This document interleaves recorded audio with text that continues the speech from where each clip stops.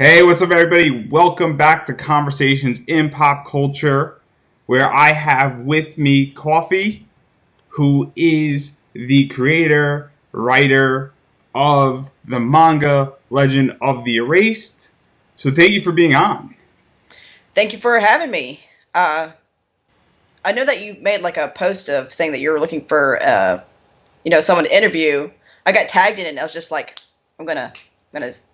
Usually, it Yeah, doesn't work out when I do those things because there's so many other like better creators. But it's I'm it's thankful to be here. weird. So, for those who saw my announcement, I'll briefly tell, and I hope the person that I'm about to sort of embarrass doesn't get angry with me because they're happening next week because they had to cancel.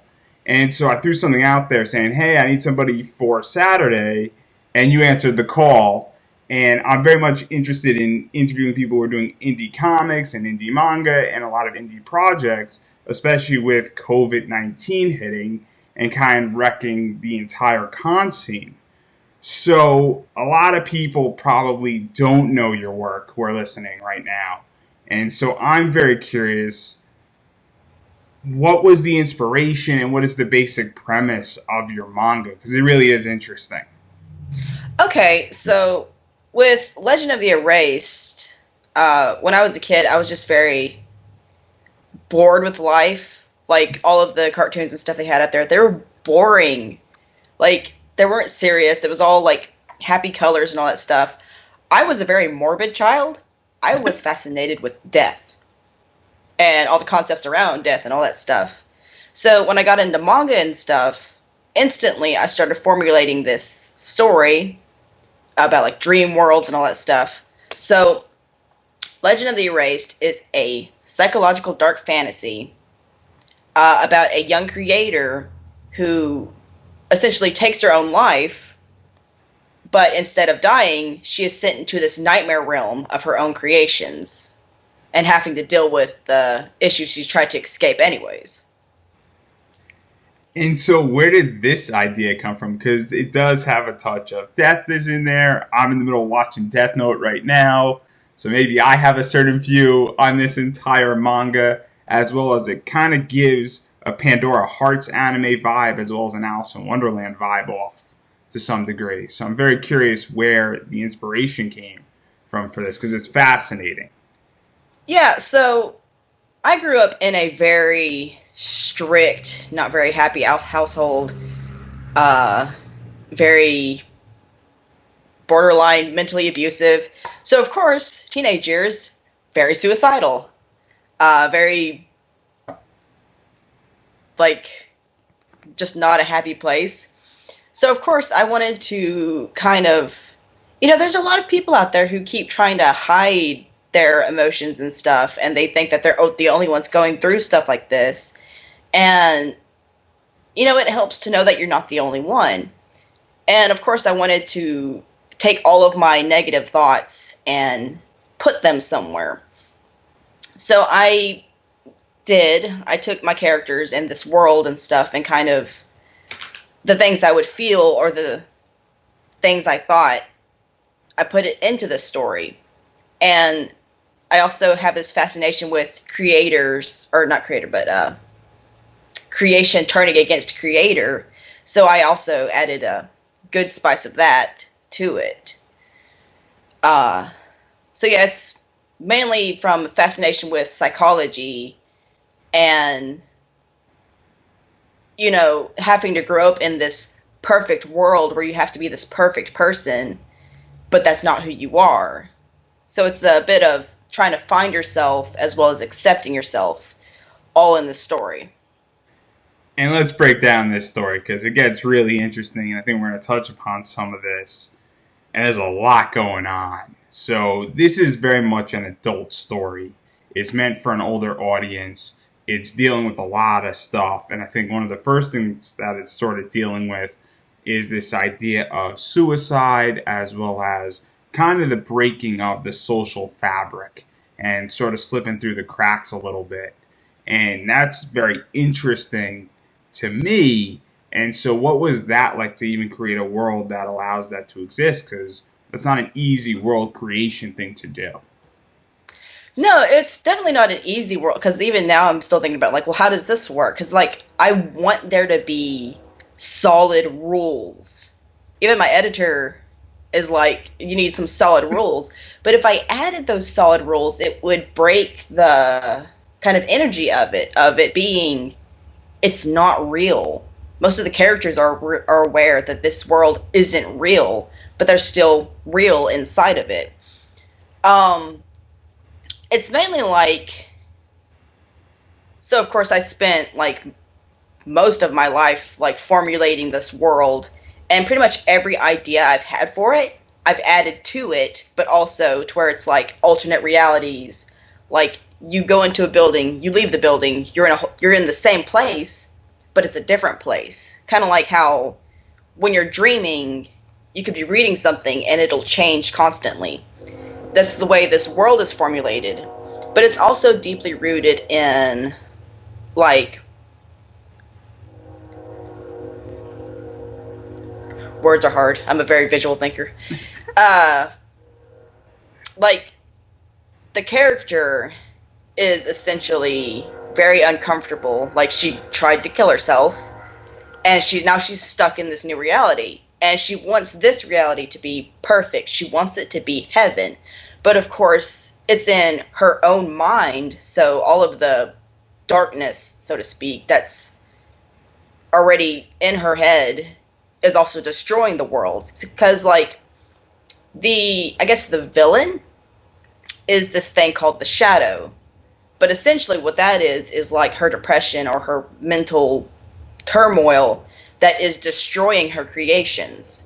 Because a lot of creators that suffer from things like depression, we experience to where like, you're too depressed to create that day.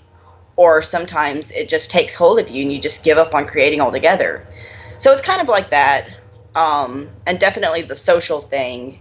Because Serene, my protagonist, she grew up in a family not like mine, but very strict, very, you do things this way. You're supposed to,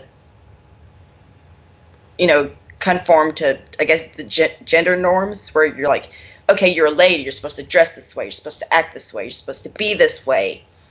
And Serene is she's a creator, and she's very, like, hyper and just a fun person, but she's forced to be quiet and like this. And of course, that's while in this world, she's both dealing with I guess the crushing outside world, while also trying to learn how to be herself before having to make the final decision to die or to wake up into the world that destroyed her to begin with. And so to even jump off of that, because this is now dealing with a whole variety of other issues.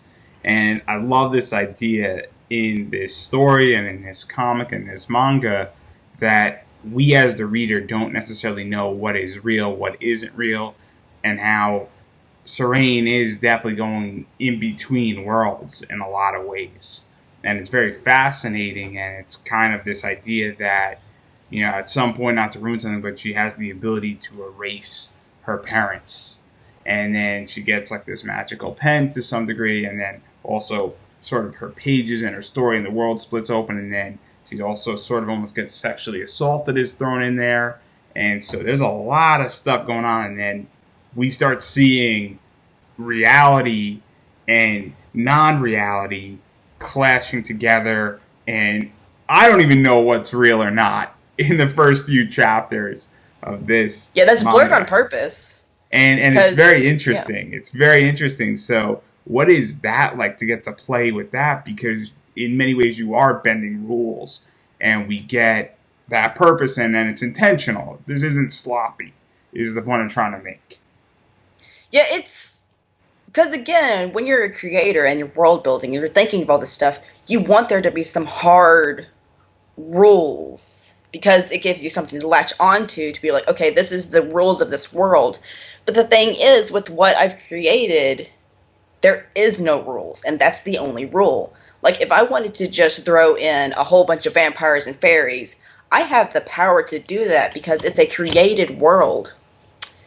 I have a special guest here So who cute. has decided it's too cold to be not in my lap. Uh, Oh, so cute. so yeah, the only rule is that there is no rules, and it does get a little bit confusing because you don't want it to seem sloppy, but at the same time, it's coming from an amateur creator. Like Serene is an amateur creator, so it's like you want it to Oh, look like a meta. professional work from you, but at the same time, you also need to tackle like the old tropes and the writing problems that new creators face as well because she is a new creator. Are you done? All right, be gone. And so that's fascinating because this is very much meta goes into meta. Because, not to categorize you, but you are a new creator in many ways. Right. And so it's very interesting on that realm where you're really starting your first project or one of your first projects, and then your main character is in the exact same boat. And in many ways, Serene has to go create her world and has to go and figure out this idea that the creator is now in the creator's world. And that world is, I don't want to say toppling in on itself, but definitely not being friendly to its creator.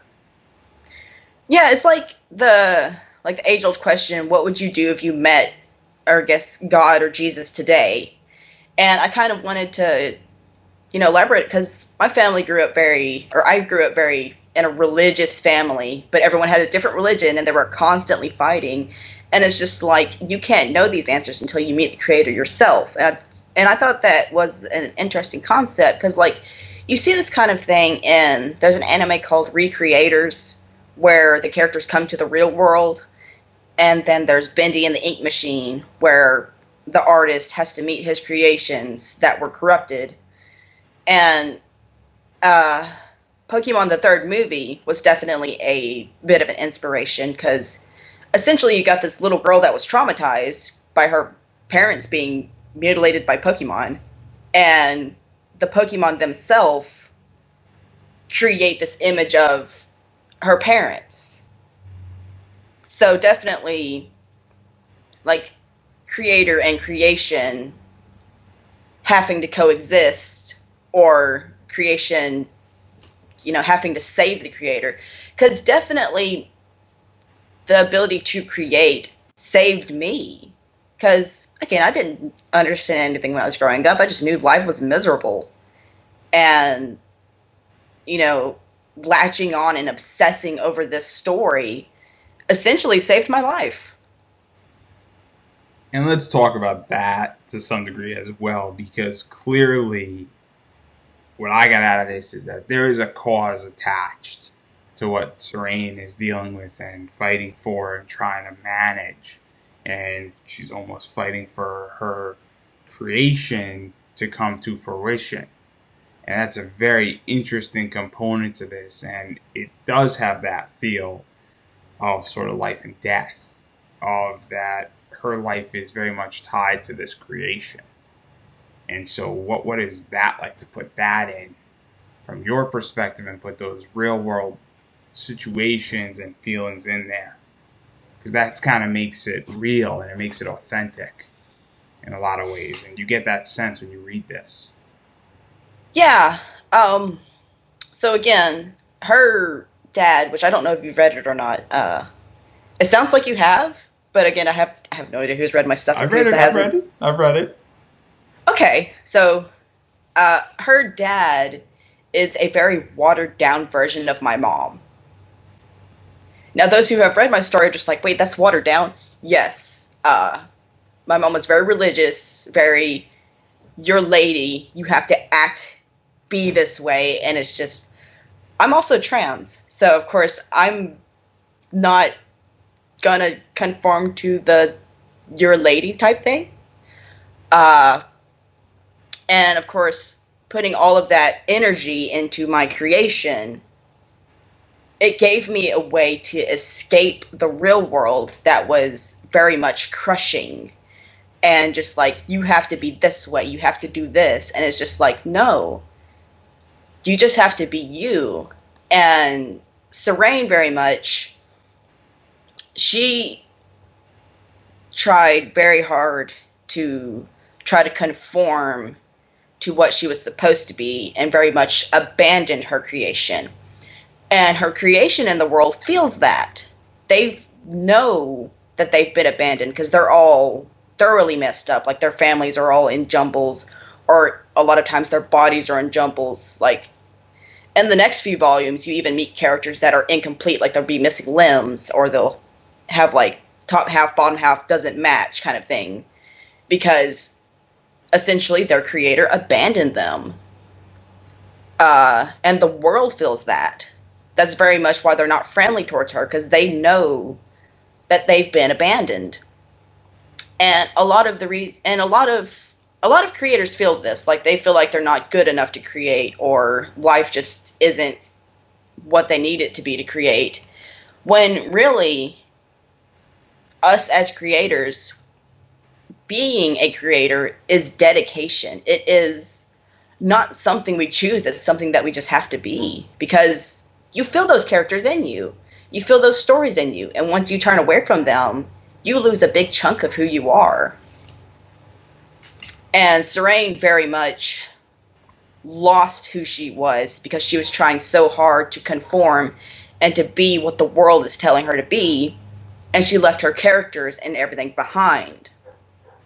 But of course, the character that didn't get a chance to be created wasn't okay with that and decided to call her to this world to recreate it. And so what is that like? Because that's so interesting. And it's this idea that we do get that situation of... Because I'm in the boat as somebody who likes to create things, that once I create it, whatever it is, it's done. But in many ways with this, it's almost like you get to recreate, and you have to almost face the consequences of your creations. And that's fascinating. And there's a philosophical debate with that. And I'm sure creators have a variety of opinions on that, where some people like to go back and redo their stories and redo what they did and modify it, and other people say, well, I've done mine 25 times. So it's the idea, though, that this manga definitely explores the consequences of your creations. And I don't know if we want to go deeper than this, but the resolution and that pathway, because I don't want to ruin too much, is my point. Yeah, So that made you think now. well, see, that's what I like about, because there's a lot of course, manga and stories out there that really make you think. Like, stories like Bendy and the Ink Machine. The gameplay is basically non-existent. You know, there's not really much there. You go pick up a few tools and that's it. But the thing I liked about Bendy and the Ink Machine is it makes you think about creations and creators and that stuff. Same thing with things like Death Note. You know, what would you do if you got the Death Note?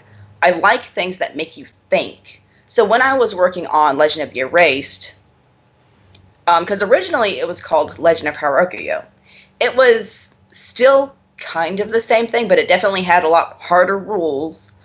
And it wasn't a dream world, it was just another world, kind of like Inuyasha. I didn't like that. It wasn't personal. And there was a very much disconnect with me and the characters, because there were hard rules, and I've always had this fascination with dream worlds and there being a lack of reality. So when I took that away, when I took the reality away, it definitely became a lot more something that I could handle. Because, again, growing up in an abusive household, things like disassociation and just not having a grasp on what reality is supposed to be, it makes it easier to create a world that isn't real. Because, you know, you very much feel that, you know, this world isn't real. Like, what's real, what's a dream? You know, you gotta, you know, find the reality that fits you. You are your reality, and that's the only thing that you really have. And for Serene, it's very much she has to rely on the characters, on the pieces of her that she pushed away to find herself again, because she has completely tried to become this her own character, but lost whatever character she had by pushing all of her creations and stuff away. And to sort of jump off that, but also pull back a little bit, what I like about this is that the nightmare continues. So this is a nightmare. This isn't a pleasant dream by any stretch of the imagination. It's rather dark. It's very thought provoking. And I think that's very, very interesting, and especially with the shadow and the actions that pursue with the shadow and what it created.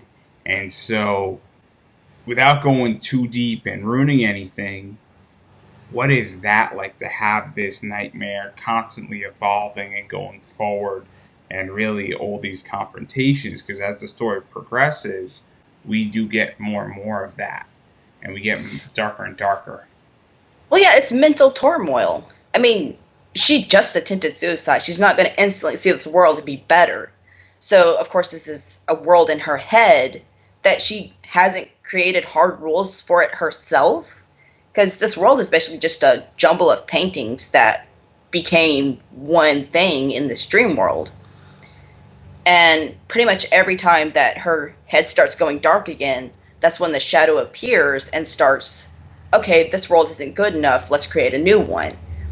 And anytime she finds something that she has a problem with, or something that reminds her of why she left, the world tries to adjust it, to change it, to let's make this a heaven, but really all it's doing is making it a hell by constantly making and breaking and destroying and creating and erasing any hard rules that might have existed by replacing them with new ones that can also be broken. And now I want to It's creating and breaking rules. And now I want to table it right there, because if we keep going, we're going to ruin everything, and nobody's going to pick it up. So we're going to stop right there. But I do want to focus on the other side of this, and more the business side, which is also fascinating, because you do something that a lot of other people don't do, where you haven't taken the Kickstarter route. You've taken the Patreon route, which I think is... I've done both. I stand corrected, but definitely a lot of these creators and indie comic creators and people who are creating cool independent projects, a lot of them are going down Kickstarter, and you have done the Patreon route. And so I'm very interested in why you chose the Patreon route, because Patreon is monthly, and to some degree it's also more steady, and this is a monthly or every other month type project of you creating this manga, which I think is cool. So I kind of want to talk a little bit about that. So that's an interesting approach. With the first two books, which I do have right here for anyone watching, I did do the Kickstarter, but I only did the Kickstarters just to fund the printing, because with the company I use, you have to get a pretty large amount of books for it to be worth your money. So, of course, I do kickstart those. But, there's people out there that maybe want to get the content sooner, or want to see the other stuff I'm creating. Because there are other projects that I work on, every now and then, that are not Legend of the Erased. Of course, my main focus is Legend of the Erased, because it's very much a passion project. It's very much part of me. While the other things, they're important too. But, someone might want to see any future projects, or get, as soon as I create or finish a chapter, they get to read it. And Patreon gives them a way to do that. Or if I wanted to, do a live stream of me drawing, or stuff like that. And it also gives them a way, because you can see a creator that you really like and really respect and be like, I wish there was a way for me to support them. There is. If they have a Patreon, even something as little as $5 a month, you spend more than that on coffee. Why not put it towards someone who creates content that you love? Of course, I'm not that great with Patreon. I have no idea what to do with it. Uh, of course, I love my Patreons to death, and I do create a lot of things for them. Of course, I have a lot of plans, like getting stickers and stuff and sending it to them. But it's just a matter of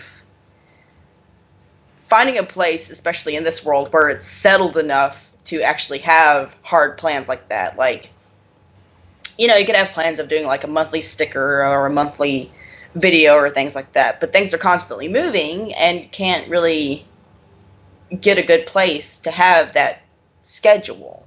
You know what I mean? Yeah, so I want to talk about a little bit about Kickstarter because one of the things that I've been bringing up and people have been educating me on this, and I don't know much about Patreon or Kickstarter. It's not really my jam, either one of those. It's kind of complicated. I don't get either one of them, how it work for my podcast and my projects. But with your Kickstarter, because, and correct me if I'm wrong, from my understanding, these books were done already before you had them printed. And all the chapters were done. So what was that like? Because a lot of Kickstarter projects are not done yet. And the work isn't done yet. And this almost is like a pre-order form, which is what Kickstarter is sort of evolving into for a lot of indie books. And so what is that like? That you have the work done, you just need help, or you need to be a substantial subsidy, for lack of a better word, to get the printing done. Yeah, so a lot of creators, they use Kickstarter, again, to see if people are interested enough to buy this before they put in the time and the money and the effort into creating something that people don't like. For me, it's not a choice. It's I create the story or my soul rots. Because, again, this is very much a passion project. This is what I feel like I was born to do. So to abandon Legend of the Erased just because people weren't interested, that's not an option for me. It's my job to make them interested. And you can't get interested from just being like, hey, I have a project. And I feel like that's where a lot of creators fail, is they say, hey, I want to do a project. Are you interested? You make them interested. And that's how you sell your books. And of course, it helps to, you have a Kickstarter. The book's already done. All we have to do is print it. People are like, okay, I can get this in the next couple of months then.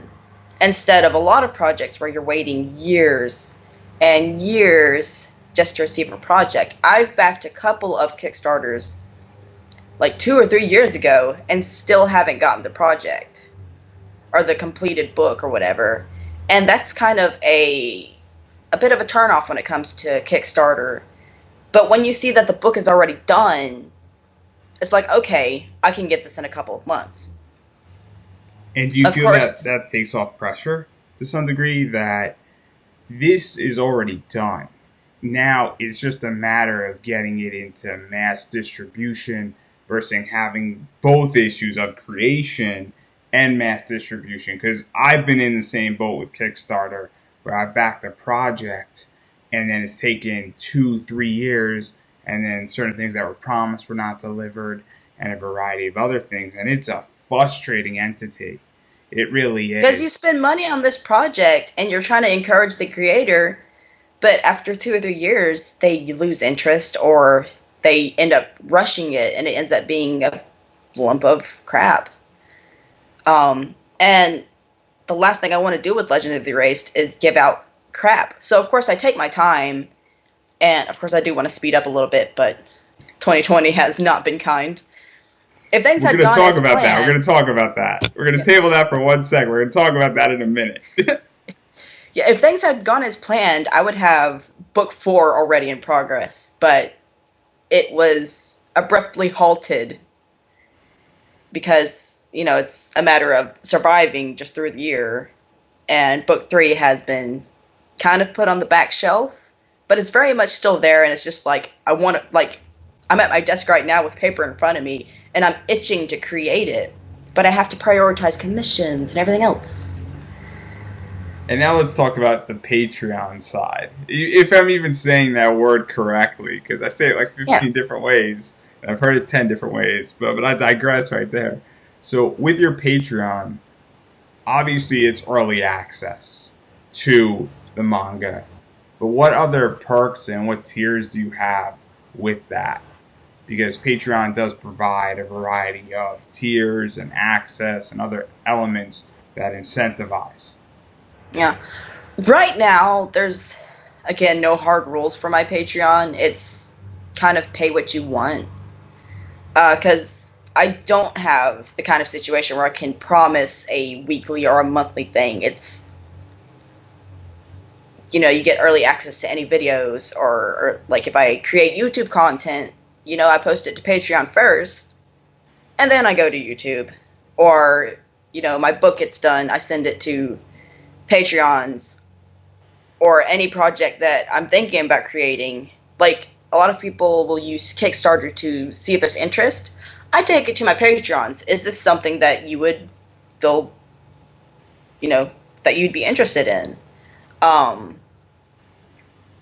But yeah, definitely one of my plans is to find a way to have the hard set rules for Patreon tiers and stuff. But right now it's just kind of like, I don't know. I'm still figuring this out. And we'll table that for a few minutes because now let's talk about 2020 because 2020 has been a nightmare in the con world, the entertainment world. For people who know me and people who like my page, they know I'm a big wrestling fan, and that entire thing has been a nightmare. They know that I'm a big comic fan, I'm a big anime fan, and a bunch of Diamond has just pretty much shut down. And I don't know if they're back up yet, but that happened for a while, and a bunch of comics are sort of being delayed, and then a bunch of anime got delayed.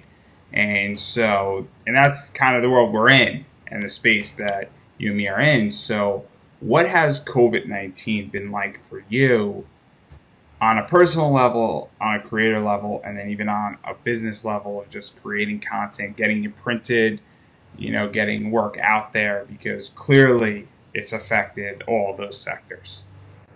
It's definitely been a bit devastating. So, right when, it started coming to where I am, I remember the day it started affecting me because I was on my way to a convention.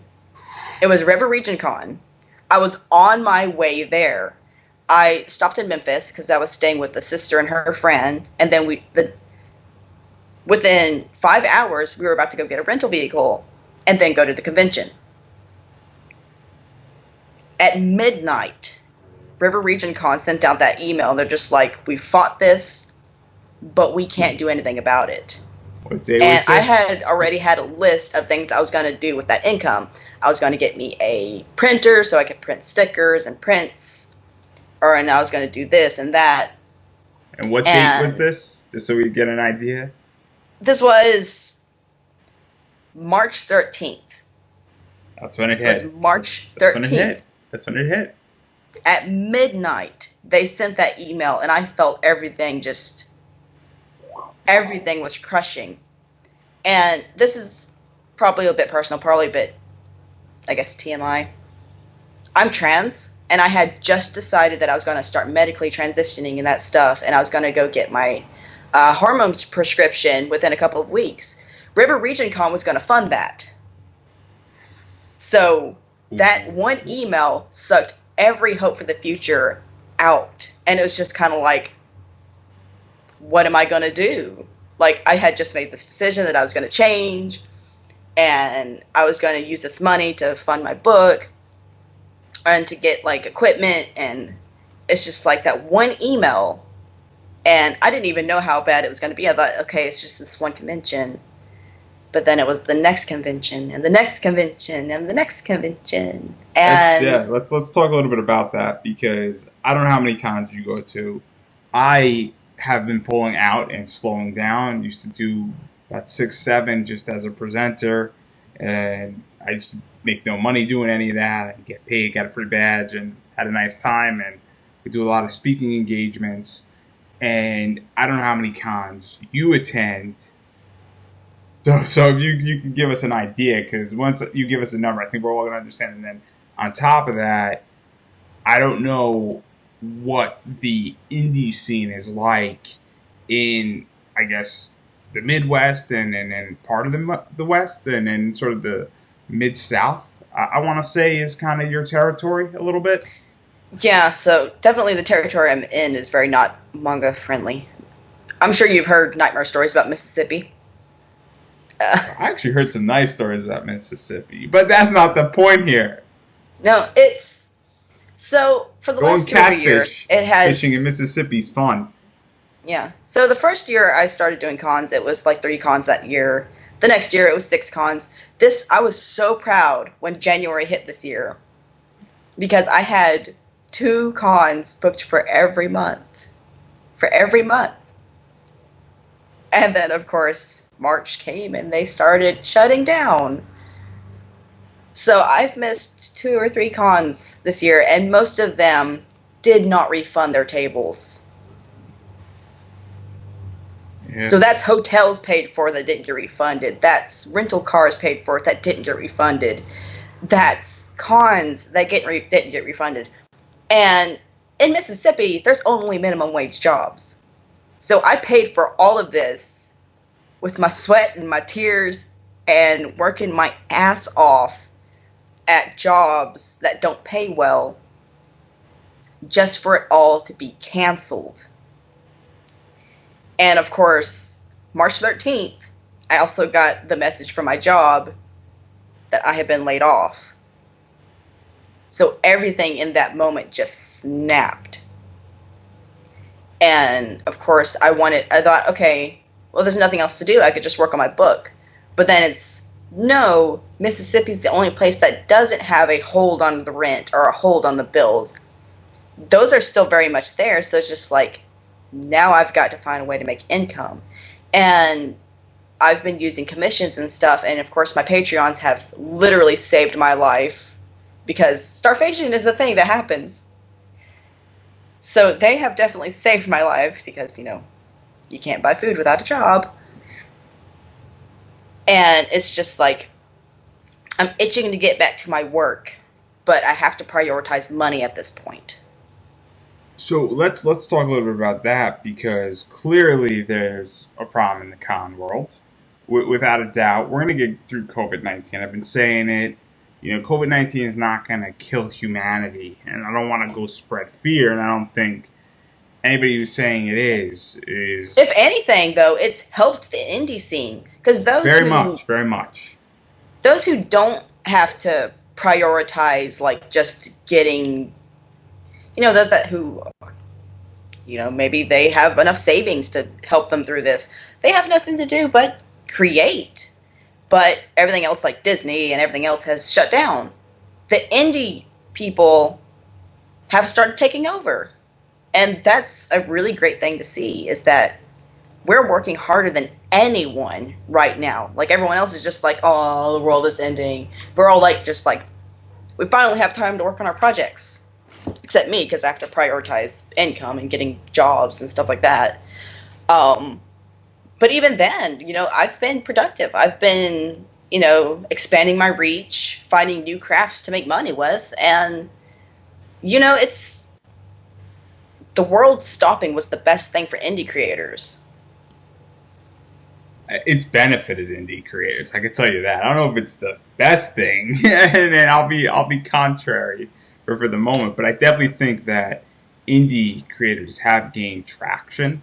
I think that a lot of people have turned to indie stuff, and I think that also indie has gotten a spotlight in the last 2 months, much more so than it would have on the con scene. And I kind of want to talk a little bit about that because I don't know what the con scene looks like for you and what cons you go to, but I've definitely noticed that in the last 4 or 5 years at bigger cons, because I'm in DC and AwesomeCon just got canceled, but I noticed that the indie scene in AwesomeCon has grown. And it's not great. It's not. It's unfortunate, there's some cool people doing some cool stuff, but it's definitely not great. But I've seen it grow in the last 4 years. And so I'm very curious with you, how have you seen that growth go? Because the last 5 years, it's definitely changed. And it probably in the last 10 years, because the technology hasn't caught up. Where back in 2005, this technology to produce an independent comic book was almost non-existent, and the talent, I feel, wasn't there either. And now we're starting to see that talent come in, and that talent, along with printing and along with the high-quality paper, come in, where an indie book and a DC comic or a Marvel or an Image book, you could put all four of them next to each other and the quality isn't much difference. It's maybe a 5% difference, where 15 years ago it was a 35 to 75% difference, if you're lucky, 35 being very generous. Yeah, so definitely the technology catching up has helped, and other companies catching up, because 5 years ago there were no printing companies for us.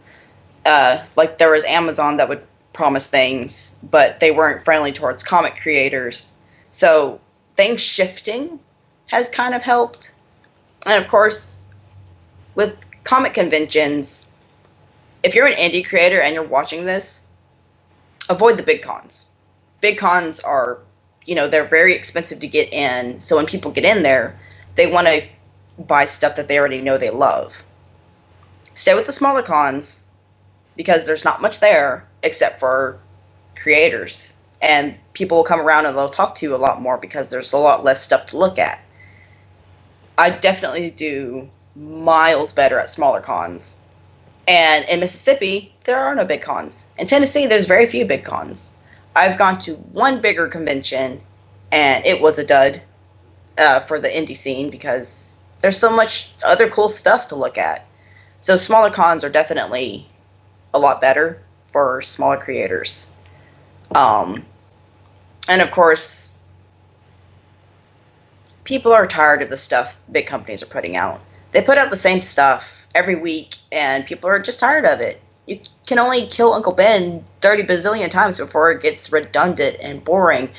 Meanwhile, indie creators are creating new stuff. They're not following a formula. They're not following the strict rules that Marvel, DC, or even Shonen Jump has. It's all individual creators, and it's new stuff. And companies that are printing and stuff like that, they're starting to recognize this, and they're like, okay, let's give these creators a way to create stuff while we make money with our product, like printing companies and stuff like that. Well, there needs to be a forest fire, a natural forest fire, I'll add. And if anybody understands what I just said, that's a code for a whole nother video. Just Google it on YouTube and it'll change the way you think. And that's also why Image is killing it right now. And Image took a massive share from Marvel and DC a few years ago, and they maintained that share because they are doing different things. Saga is a very different book than Batman.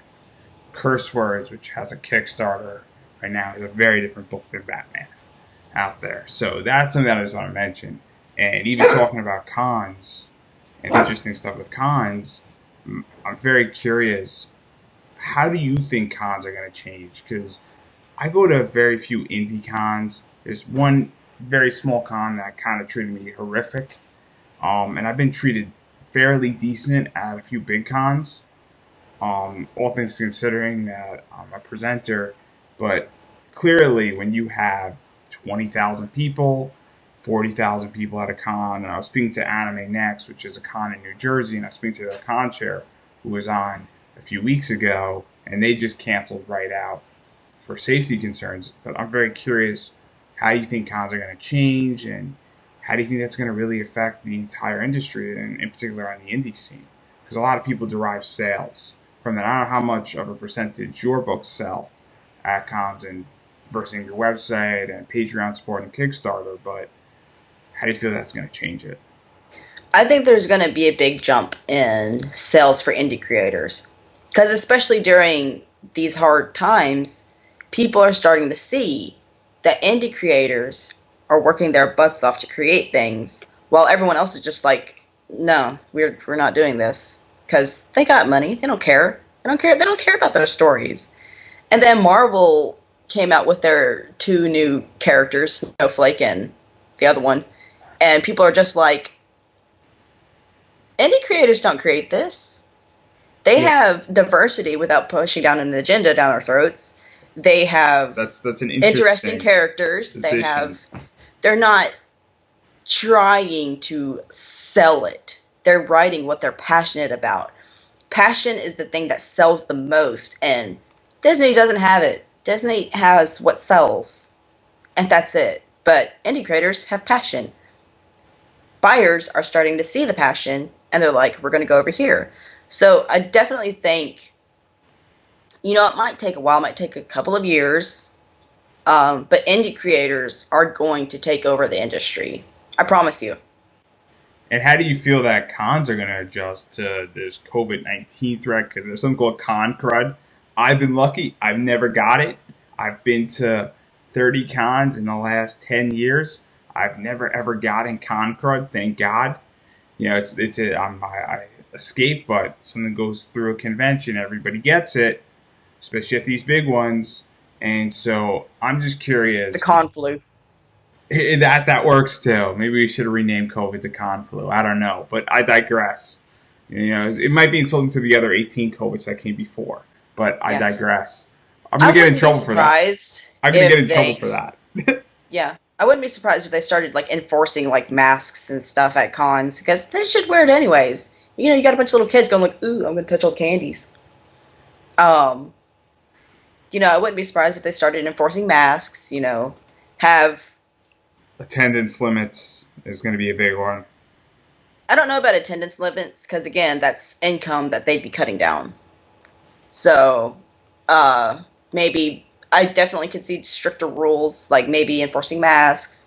Every table has to have like sanitizer or something like that, or you know, something like that. I don't expect it to change that much. I mean, that might be the only thing I could see happening. Because again, anything else would be cutting into their income, and they're not going to cut their income for anyone else's safety. Fair enough. Fair enough. But anyway, we're gonna table this because this isn't pleasant. It's unfortunately it's the reality that we're in, and I do want to give you an opportunity though to promote your Patreon. I don't know if you got a Kickstarter coming down the pike. Where can people find you on social media? Where can people pick up Legends of the Erased and anything else that you're working on? Okay, so uh, of course, this is book one. Let me put it up. This is my pen name, Coffee Hyrokoyo. You can find me by that name on Patreon, uh, on YouTube, of course on Facebook. My personal like friends page is my writers page, so like send me a friend request. I don't care. I'm on Twitter. I'm on Instagram. I think that's it. I think that's it. And of course, you can buy my book. You can either message me and PayPal me, and I don't care. I'm not that professional. Or you can buy it on legendoftheerase.com.